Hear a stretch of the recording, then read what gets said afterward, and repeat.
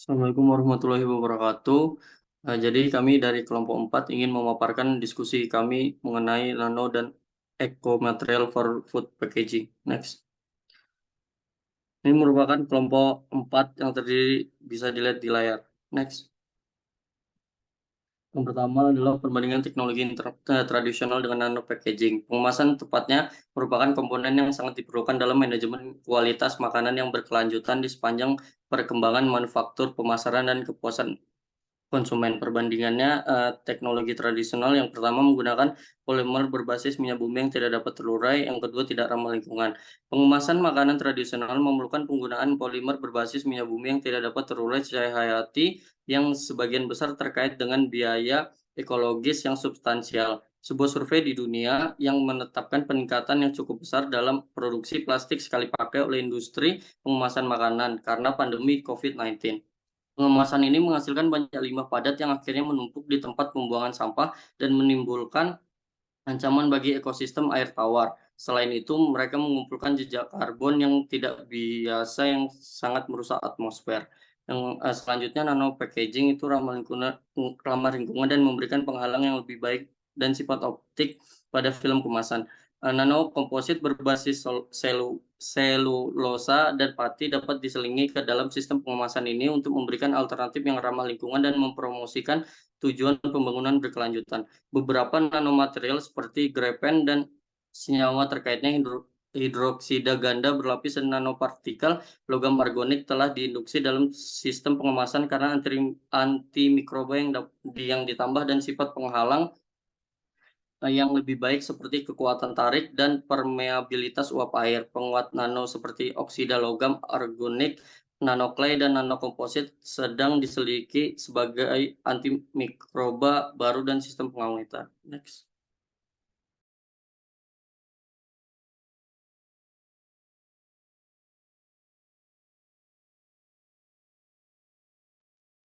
Selanjutnya adalah jenis nanoteknologi dalam food packaging. Next. Yang pertama adalah nano reinforcement, di mana teknik nano reinforcement sendiri digunakan untuk meningkatkan viabilitas dan kekuatan tarik dengan mengisi celah bahan kemasan. Hal ini menyebabkan pengembangan berbagai polimer yang diperkuat nanopartikel. Untuk gambar dari nano reinforcement polimer sendiri bisa dilihat pada layar. Next. Yang kedua adalah active food nanosystem. Konsep pada teknologi ini adalah dengan menambahkan komponen tertentu ke dalam sistem kemasan yang dapat melepaskan atau menyerap zat-zat tertentu dari atau ke dalam pangan yang dikemas atau lingkungan di sekitarnya. Untuk gambar dari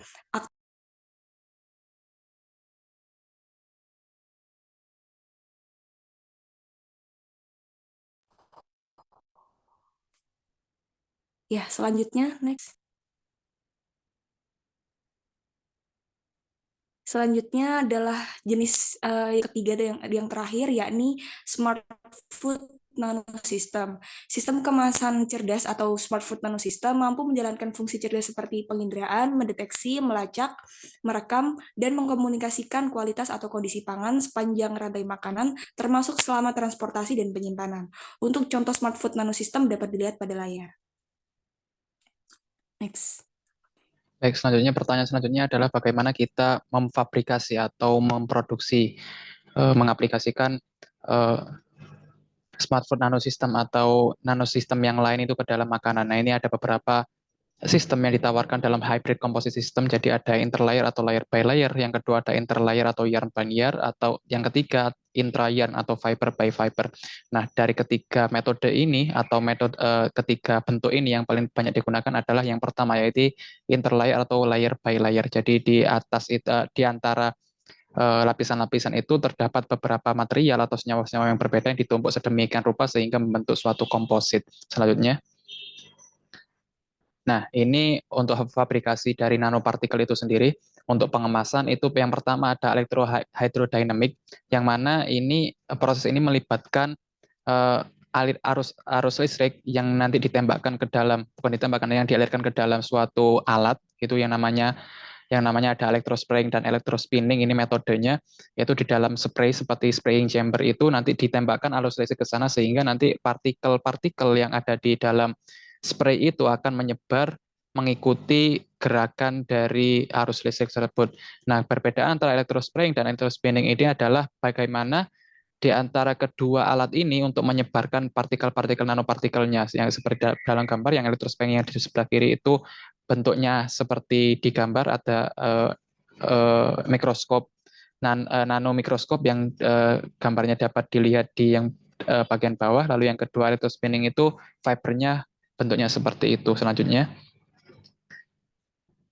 lalu ada beberapa selain tadi memanfaatkan arus listrik untuk mengcoating dari makanan atau mengemas makanannya, mengimplankan nanopartikel kepada makanan, ada beberapa metode selain memanfaatkan listrik, yaitu ada deep coating, spin coating, dan spray coating. Deep coating ini secara umum adalah merendam bahan dalam larutan polimer untuk jangka waktu yang cukup lama sehingga nanti membentuk lapisan coating gitu. Dan yang kedua ada spin coating. Di sini nanti akan ada gambarnya, nanti diputar seperti itu bahannya sehingga nanti juga dapat membentuk suatu coating yang sangat tipis. Lalu yang ketiga ada spray coating, sama seperti yang ada di electrospray tadi, akan tetapi di sini tidak memakai arus listrik. Selanjutnya, nah, ini adalah deep coating, jadi dapat mungkin dari gambar sudah sangat jelas bagaimana proses pembuatannya, yang dimulai dari salt preparation. Ada 3 proses, hydrolysis, lalu pengendapan, dan juga penambahan aditif. Lalu ada coatingnya, jadi makanan yang ingin di-coating itu dimasukkan ke dalam larutan, lalu kita mendapatkan suatu coating yang sangat tipis. Lalu kita dapat mempasca treatment-nya dengan biasanya ada namanya heat treatment atau curing. Selanjutnya, lalu yang kedua ini spin coating, jadi nanopartikel ditambahkan ke dalam suatu alat, nanti alat itu berputar dan akan membentuk suatu lapisan yang sangat tipis. Selanjutnya, yang terakhir adalah spray coating, sama seperti yang electrocoating tadi, tapi di sini tidak memakai arus listrik untuk menyebarkan partikelnya. Jadi konsepnya sama. Kalau teman-teman mengambil alat industri kimia, pasti juga tidak familiar, juga sangat familiar dengan namanya spray dryer atau spray yang lain seperti itu. Konsepnya sama. Selanjutnya, Baik, di slide ini akan saya jelaskan terkait biodegradable nanomaterial for food packaging. Jadi dari jurnal yang saya dapatkan, untuk material dari biodegradable ini biasanya menggunakan polimer, yaitu seperti kitosan, lignin, dan PLA, yaitu asam polilaktat. Nah, asam polilaktat ini diklasifikasikan secara luas sebagai bahan GRAS, yang di mana bahan GRAS itu umumnya digunakan sebagai pelapis dari makanan seperti itu. Nah, dari jurnal yang saya dapatkan juga, di next dulu. Di sini diberikan contoh bahwa dari gambar pertama, yaitu dari sintesis nanodot karbon dari asam klorogenat itu bisa memberikan suatu pertahanan pada makanan, di mana dia melapisi makanan itu untuk menahan dari sinar UV light itu, di mana bisa dilihat pada gambar itu UV light yang dapat diterima itu sebesar 365 nanometer. Lalu pada gambar yang kedua, ini adalah perbandingan antara 2 metode atau 3 metode sekaligus dalam metode penyimpanan biodegradable, yaitu yang pertama ada PFA, dan satunya lagi adalah penyimpanan menggunakan karbon asam klorogenat atau CaCDS-FF. Di sini bisa dilihat bahwa metode penyimpanan yang paling baik yang menyimpan dari bahan makanan ini yang agar tidak teroksidasi dari udara itu sendiri, itu dari asam klorogenat itu sendiri. Next. Selanjutnya itu antibakterial dan antiviral untuk nanofilm untuk food packaging. Nah, setelah pandemi COVID ini, kemungkinan penularan virus melalui kemasan makanan dan permukaan tidak dapat diabaikan. Nah, dan juga nanoteknologi ini memberikan potensi luar biasa untuk mencegah penularan virus patogen seperti hepatitis, HIV, dan influenza. Next. Nah, ini beberapa nanopartikel. Yang pertama itu nanopartikel titanium dioksida. Titanium dioksida ini sangat populer di industri pengolahan makanan dan kemasan karena stabilitas tinggi dan berbagai macam antibiotik. Dan juga konjugasi dengan polimer film seperti etil alkohol dan nanopartikel perak telah efektif menghambat mekanisme pertumbuhan gram negatif dan gram positif. Titanium dioksida ini juga menghambat mekanisme pertumbuhan, memiliki potensi untuk digunakan dalam beberapa permukaan termoplastik polimer yang merupakan bahan kemasan yang menguntungkan untuk badan cair. Dan juga titanium dioksida yang dimodifikasi memiliki aplikasi yang efektif dalam melapisi botol polimer kemasan makanan untuk membuatnya bebas debu. Kemudian yang selanjutnya itu nanopartikel perak. Nanopartikel perak sedang dieksplorasi sebagai agen nano yang kuat untuk kemasan makanan anti mikroba. Seperti halnya baru-baru ini biopolimer nanoplaster yang terdiri dari nanopartikel perak dan sulfat disintesis menunjukkan potensi mikrobisida terhadap mikroba yang luas. Menambahkan nanopartikel perak ini ke polimer juga dapat meningkatkan daya tarik makanan, ketahanan mekanis, dan sifat antibakteri. Oleh karena itu, perlu untuk menangani efisiensinya dan juga penilaian risiko untuk memastikan implementasi nanopartikel perak dalam kemasan makanan. Kemudian yang selanjutnya itu nanopartikel zinc dioksida.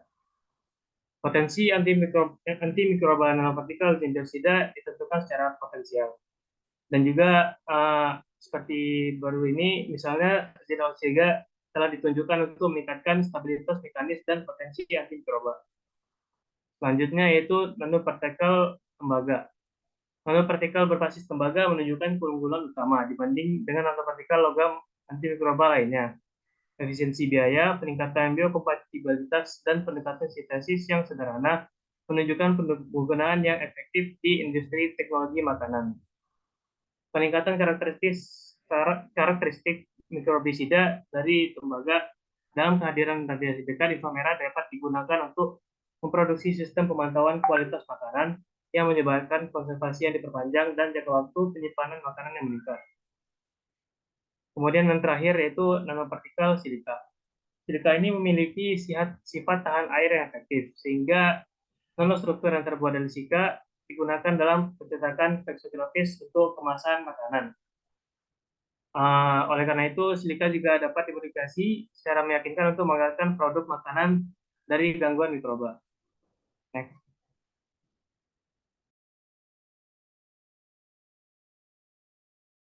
Untuk selanjutnya ada buat packaging sendiri, ada 7 jenis yang bisa digunakan. Yang pertama ada indikator suhu atau TII. Nah, ini dirancang untuk memantau dan merekam menerjemahkan keamanan makanan itu sendiri. Nah, untuk TII ini sangat optimal jika di dalam kondisi yang bagus. Selanjutnya ada detektor gas, di mana beberapa jenis sensor gas telah dikembangkan yang dapat digunakan untuk kuantifikasi dan atau identifikasi mikroorganisme berdasarkan emisi gasnya. Untuk detektor gas sendiri ini, salah satu jenis sensor yang paling populer itu ada yang namanya sensor gas nano, di mana stabilitasnya itu sangat tinggi. Next, bisa. Nah, untuk selanjutnya ada sensor oksigen, di mana terdapat metode yang meningkatkan untuk mengembangkan sensor oksigen yang tidak beracun dan tidak dapat diubah untuk memastikan tidak adanya oksigen yang masuk ke dalam pengemasan yang ada di dalam makanan. Untuk sensor oksigen sendiri dikembangkan dari oksigen kalorimetri UV aktif yang menggunakan nanopartikel TO2 untuk memfotosintesasi dari reduksi metilen blue. Selanjutnya ada nanosensor pertumbuhan mikroba. Untuk metode ini menentukan apakah produk yang ada di kemasan tersebut terkontaminasi oleh bakteri, jamur, virus, atau racun yang dapat menyebabkan penyakit. Nah, untuk nanosensor ini biasanya penggunaannya sebagai alat deteksi karena bahan nano memiliki sifat listrik, magnetik, luminescent, dan katalitik yang unik. Selanjutnya ada electric tongue, di mana teknologi electric tongue ini susunan sensornya memberikan sinyal kondisi makanan. Nah, perangkat yang ada di electric tongue terdiri dari serangkaian sensor nano yang sangat sensitif terhadap gas yang dilepaskan oleh mikroorganisme pembusuk. Selanjutnya ada self-heating dan cooling packaging, di mana self-cooling ini memanfaatkan proses kimia atau fisika seperti penguapan gas untuk menjaga suhu yang dalam tetap dingin, sehingga menjaga makanan tetap segar. Selanjutnya, yang terakhir ada enzim immobilization system, di mana pengemasan pintar yang mengandung enzim ini menggunakan laktase atau kolesterol reduktase dapat digunakan untuk merancang produk makanan yang memerlukan perawatan enzim tertentu untuk pelanggan yang menderita kadar kolesterol tinggi atau intoleransi laktosa.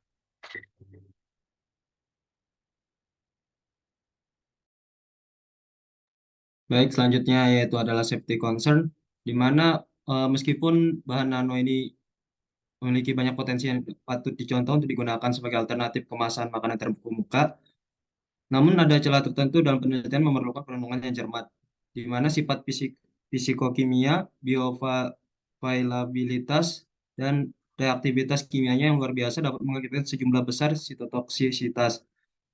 Di mana telah ditetapkan bahwa partikel nano dengan diameter di bawah 300 nanometer dapat secara efektif melintas penghalang seluler yang mengakibatkan kerusakan konsekuensial. Di mana salah satu masalah keamanan dalam nano packaging yaitu pengaruh migrasi. Migrasi itu dalam bahan makanan dianggap sebagai mass transport exercise, di mana massa molekul rendah dari bahan kontak dilepaskan ke dalam produk makanan. Sebagian besar penelitian terkait migrasi nanopartikel ke dalam makanan melibatkan beberapa bahan organik seperti pati, selulosa, atau kitosan. Meskipun telah ada kemajuan signifikan dalam penggunaan partikel nano dalam nanoteknologi pangan, sedikit yang diketahui tentang toksisitas partikel nano ini. Pelepasan alergen dan logam berat adalah dua masalah keamanan utama saat menggunakan nanopartikel.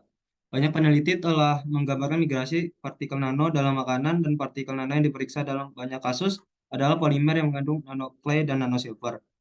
Hal ini mengakibatkan kekhawatiran pemerintah dan publik tentang implikasi kesehatan dan keselamatan mereka.